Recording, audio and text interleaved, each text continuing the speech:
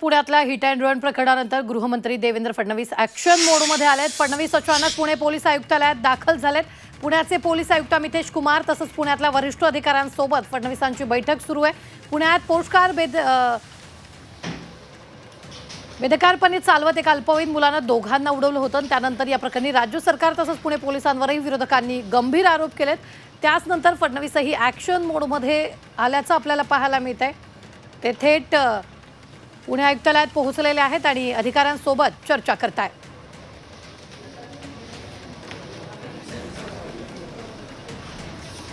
मोठी बातमी आत्ताच्या क्षणाची आपण पाहतोय। गृहमंत्री देवेंद्र फडणवीस पुणे पोलीस मुख्यालयात पोहोचलेले आहेत। पुणे हिट अँड रन प्रकरणी फडणवीस ॲक्शन मोडमध्ये आल्याचं आपल्याला पाहायला मिळतंय। पुण्यात पोस्टकार बेदरकारपणे चालवत एका अल्पवयीन मुलानं दोघांना उडवलं होतं आणि त्यानंतर या प्रकरणी राज्य सरकार तसंच पुणे पोलिसांवरही विरोधकांनी गंभीर आरोप जे ते केलेले आहेत।